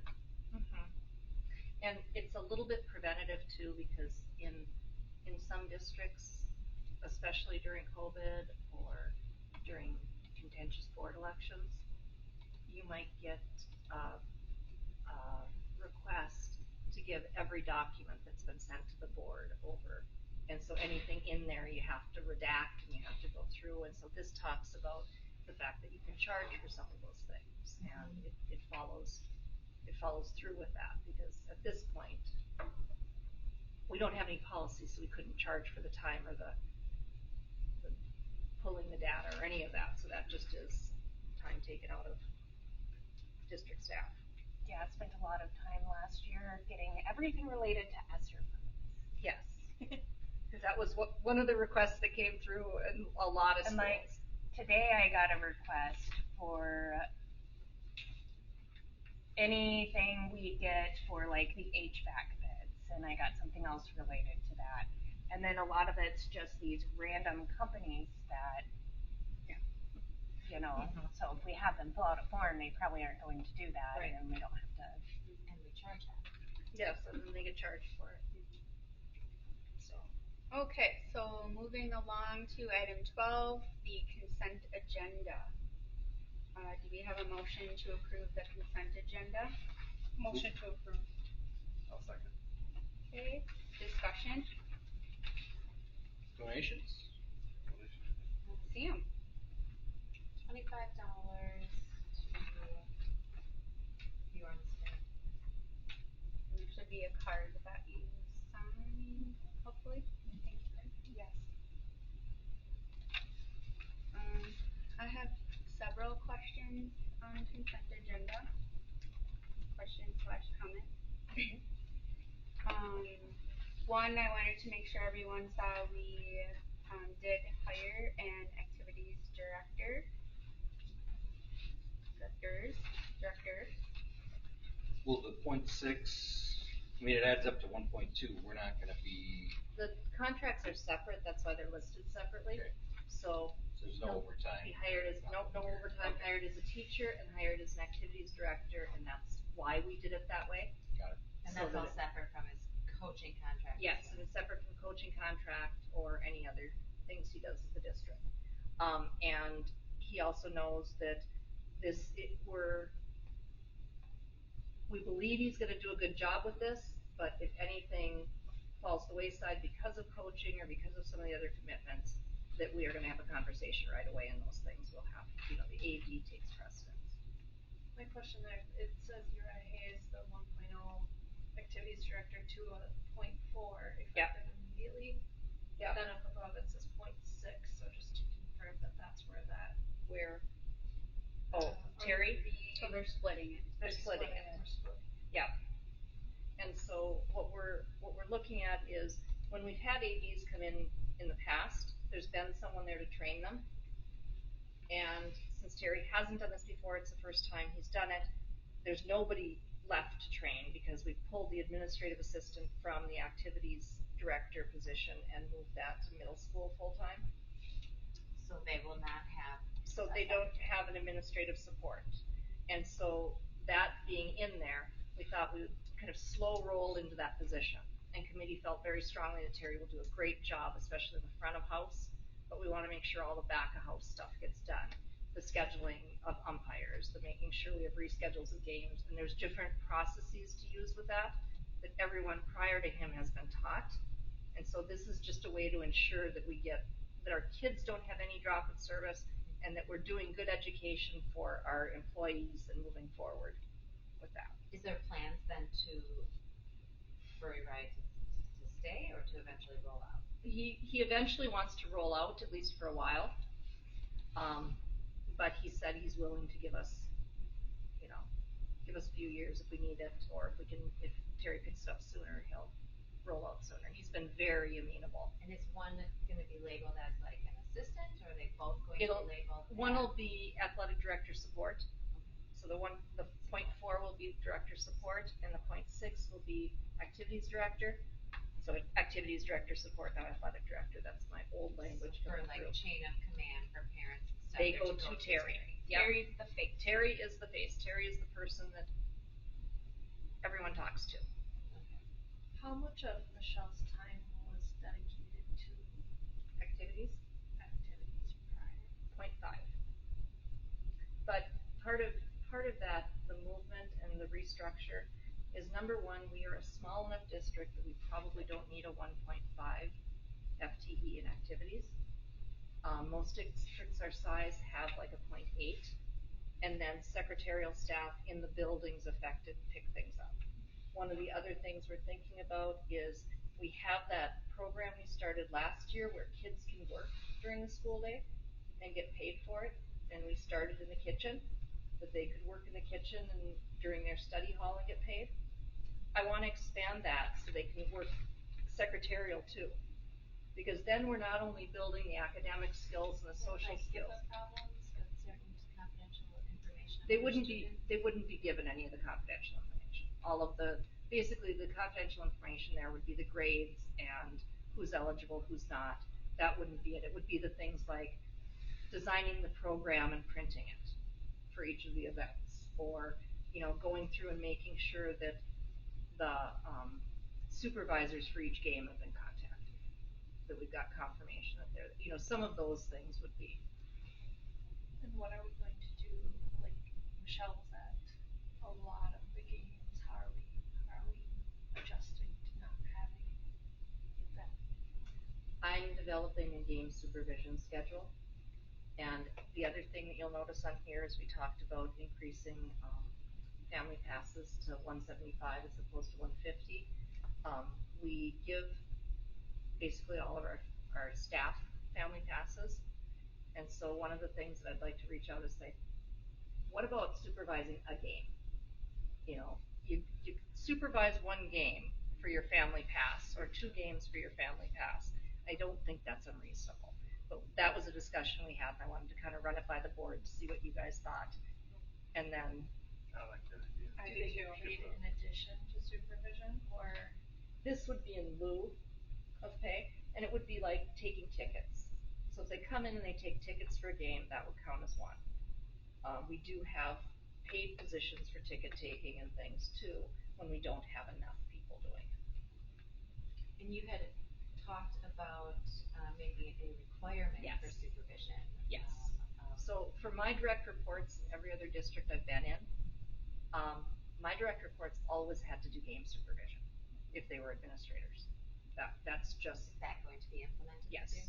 yes. Was there Yes. pushback? Huh? Was there pushback? Not a ton. I haven't really talked a ton about it because they're off in July. And so I figure when they come back in August and we have our admin meetings, we'll talk about that. And by that time, I'll have the schedule done. Prior to Uriah leaving, I met with him and we went through and he helped me identify games that would need 1 supervisor or 2 supervisors or what we have. And there's some really interesting things to that, because I was thinking, okay, when we're playing Caledonia, we better have the whole bunch of supervisors there, right? Because that gets to be a big thing. But he said also you have to look at across all of the sports during that season, because if girls basketball has a game and boys basketball and boys hockey don't, or one of those 2 don't, all of those kids come to the girls basketball game. And he said then you get this whole mess of people doing, and you can just have also, so he walked me through all of those issues. So we should have, and I've got how many supervisors we need for each game. And my plan is I'm going to roll that out to my direct reports and say, okay, you have to pick this many. And then that is part of their performance evaluation plan for the end of the year, because they get a stipend at the end of the year for meeting their goals. That's going to be one of the goals that I identify for them. I think they're both great guys. I think we're very lucky to have them in our district. I worry about them having a lot going on and just maybe a dividing of the job duties, or if you're in charge of all of it, something getting dropped and us going to them and then saying, I thought Uriah was doing it. Oh, I thought he was doing it. I feel like we need. It's going to be a schedule that's all signed up for at the beginning of the year.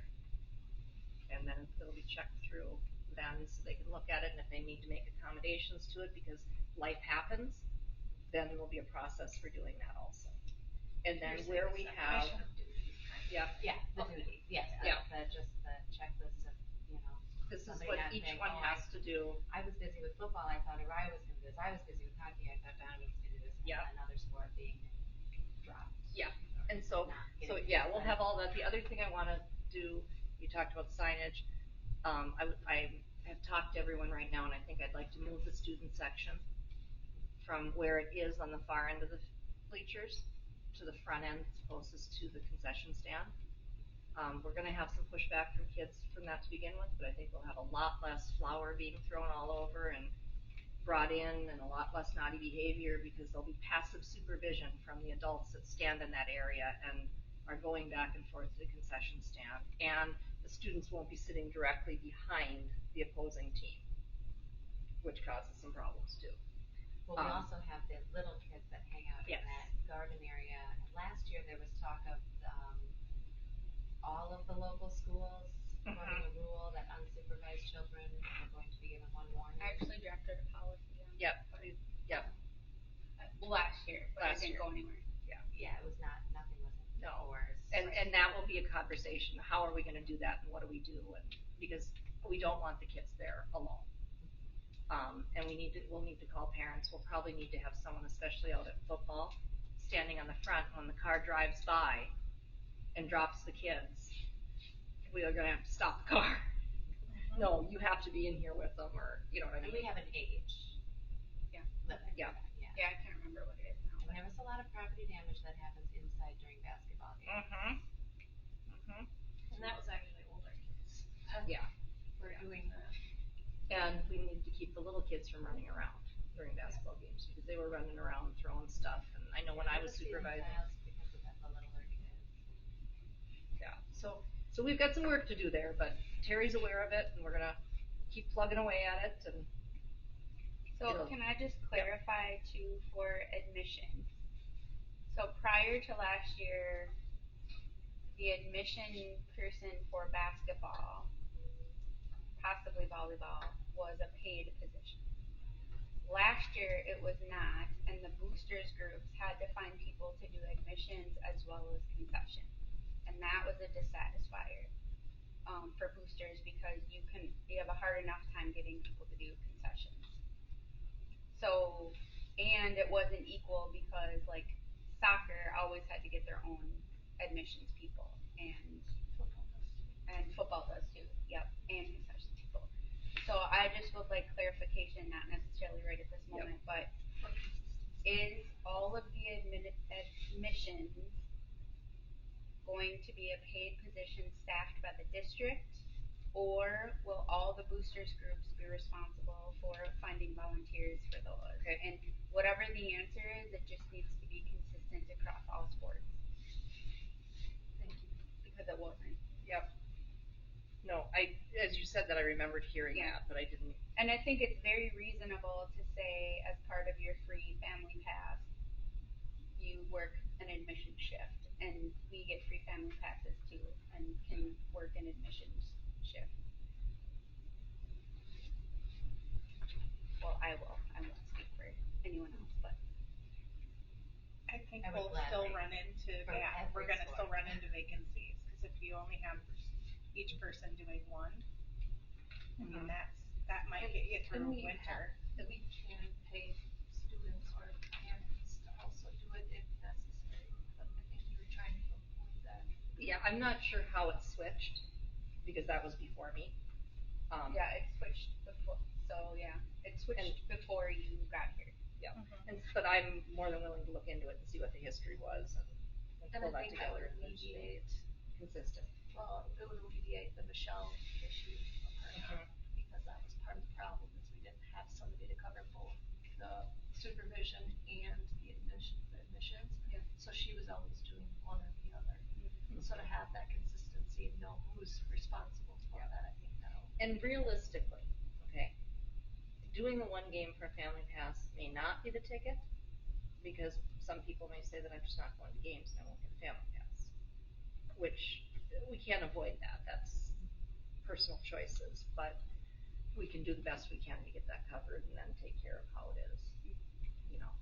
And if boosters only had to do a couple of them instead of all of them, you know, that might help too.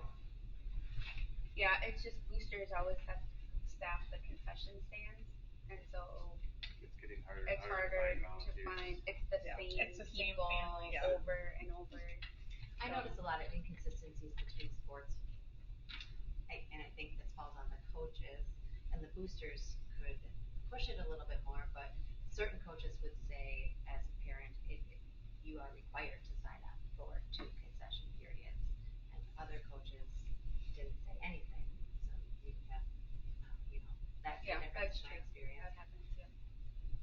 Maybe it's something that's in the athletic handbook. That's a good idea too. We just need a lot of consistencies across our athletics. In several places. Well, and We're working on it. I We're assume working it's on the it. same like for plays and stuff, like who, do they have to find the volunteers to sell tickets for that, or is that, so I believe they all did. activities should be consistent and. I believe plays did have to, because I know there were parents there doing it. Okay, I'm gonna keep Parents usually going. signed up when your child goes in. I'm gonna keep going through my list. Let's of- do it. Thanks, April. So I did wanna make sure everyone saw that there is the recommendation to increase the family pass cost from 150 to 175. And then the other fees stayed the same. And then, okay, sorry, I'm gonna say this every single board meeting when these handbooks come here. I would love it if the handbooks would be one handbook with where everything is the same for all three schools. It's in the first part, and then there's a section for elementary that has different information, a section for middle, and a section for high school. Because 3 different handbooks, they're all different. They don't say the same information in them again. And while I don't have any concerns with the elementary or middle school updates, I have several with the high school handbook updates because they don't align with our policies. We just passed an attendance policy last year that did not require doctor's notes and proof, and the handbook now requires them, and I don't agree with that. We didn't vote on that, right? No, we did not. Oh, I don't think the handbook aligns with the discipline policy, which also has not been updated because we continue to say that we do detentions in the discipline policy, and it's not happening in the handbook.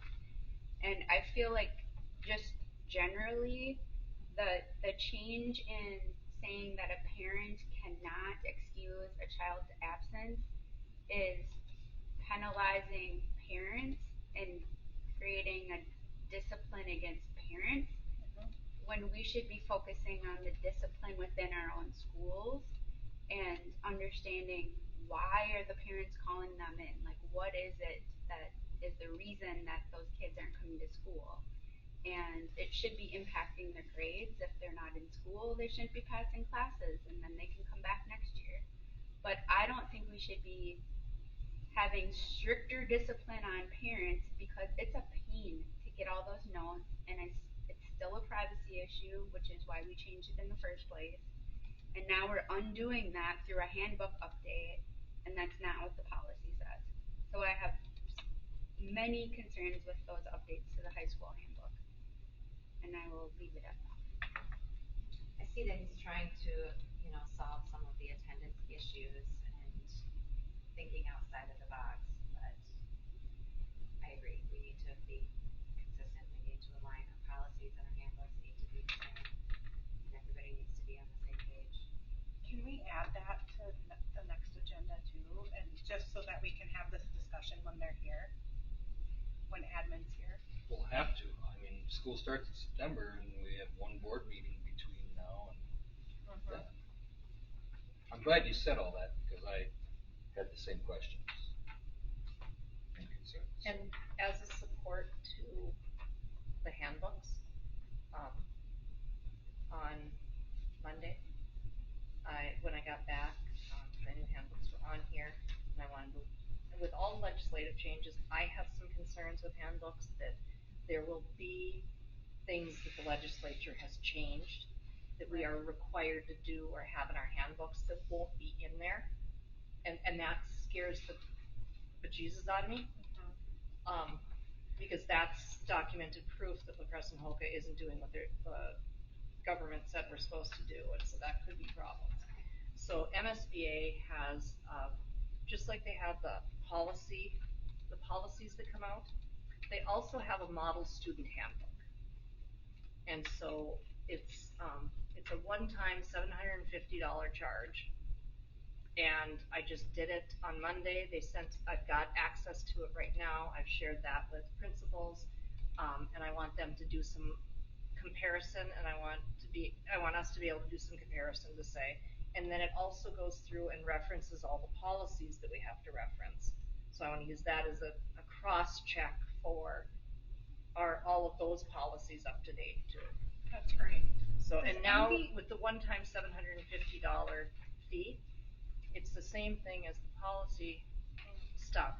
we will get updates every time that model policy, or the model policy handbook gets changed. We have access to all the new changes, so from this point forward, we shouldn't have any excuse not to be the same. And I think going to April's point about having one handbook with a few differences, that would be a real good start for that, because if we take what MSBA has said and recommended, and this is exactly what it should be, and then, okay, these are the variances. That was gonna be my I question, think it so helps, thank you. yeah, make the two buildings feel more community to have heard, public input that, you know, once the transition happens, it's very hard and it seems very separate and it doesn't feel like a whole district. If we're done with that, I have two questions on the consent agenda. One, Gail Goodhue, was that the teacher who retired last year? Yes. Okay.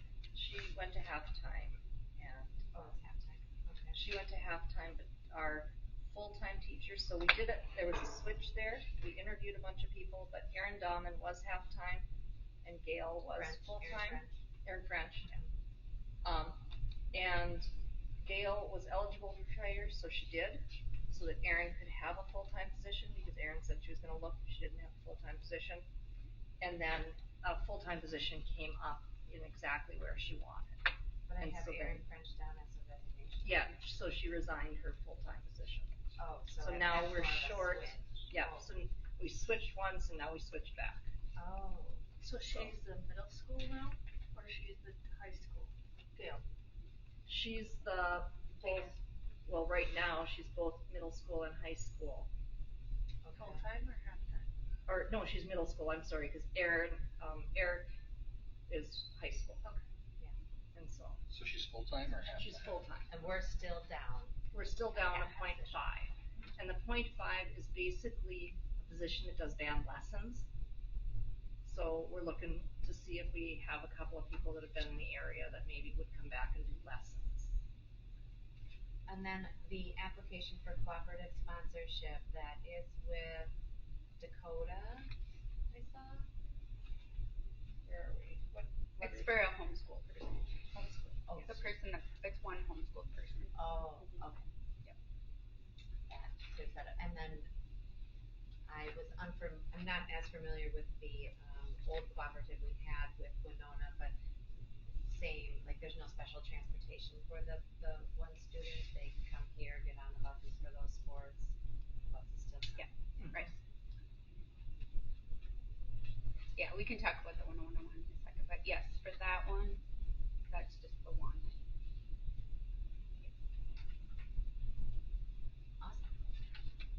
Awesome. So we do have to vote,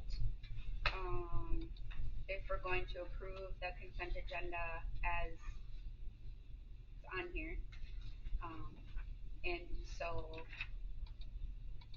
So this would be discussion time. yeah, we're in discussion. Yeah.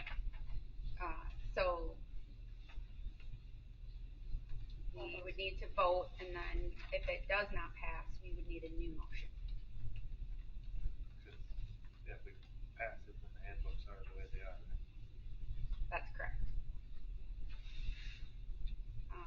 So we'll go ahead and call for a vote. So those in favor of approving the consent agenda as written, please say aye. And those opposed? Aye. Okay, is there anyone that would like to make a new motion? I'll make a new motion. I make a motion to approve the consent agenda with the exception of letter M, the student handbook section. We would like those to come back for the August board meeting with revisions to align with policy and the MSBA model policy.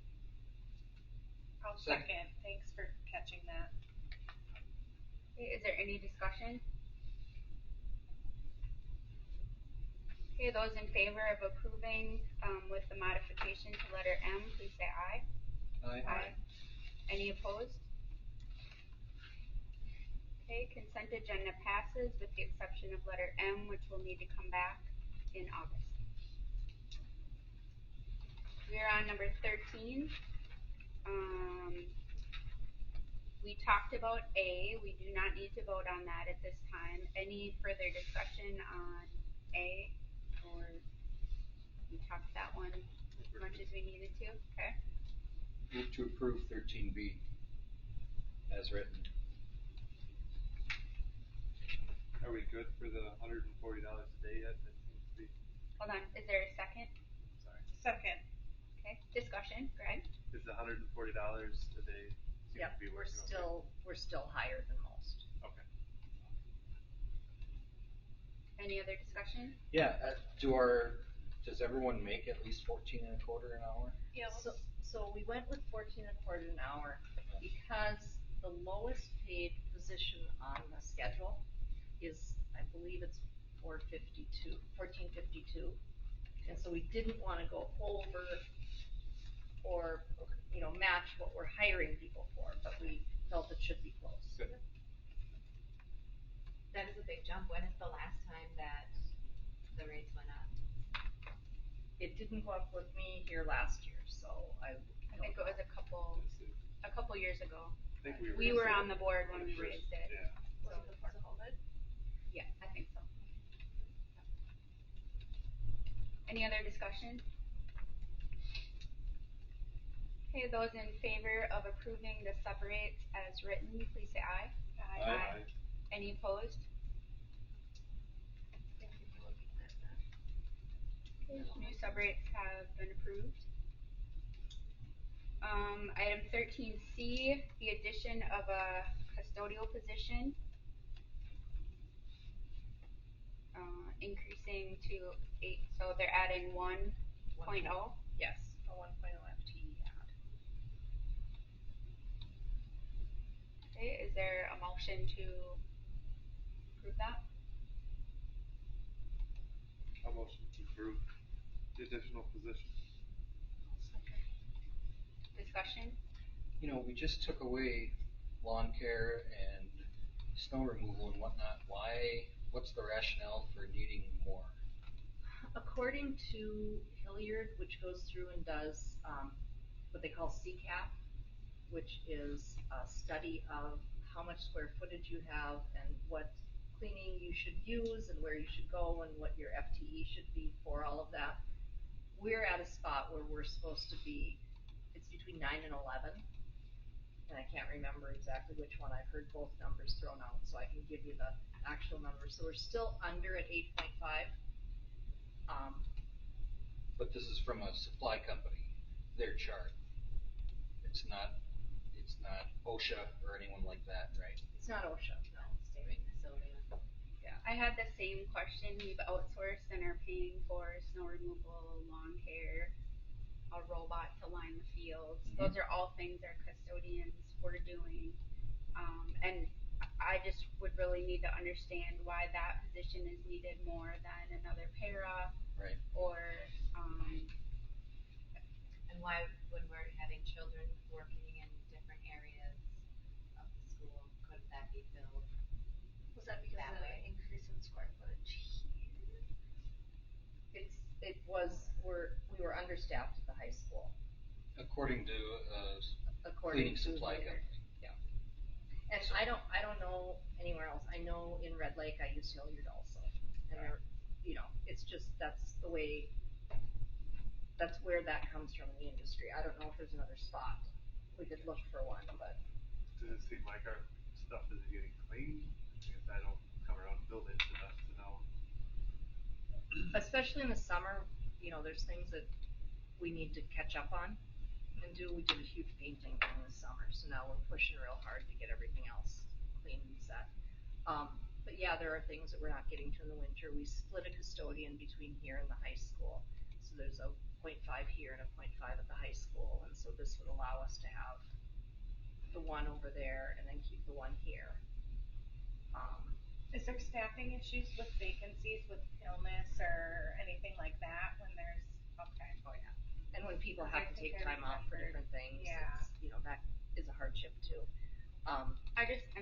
but we just talked with We can Lauren get about those- having a potential position to bill for some revenue to come back into the district, and I just really would want to understand how paying for this position is more of a need and more urgently needed than other positions within the district. That's my own. I'm not saying that it's less important. Right, just so wanting to vote when you have better understanding. Yep. Of why we need it. Yeah, I mean, we've had a motion and a second, so we need to vote on it. So those in favor of approving the additional custodial position, please say aye. And those opposed? Aye. Okay, C does not, but we would welcome it to come back on a future agenda with additional. Thank you for adding that to that. Okay, we are on 13D.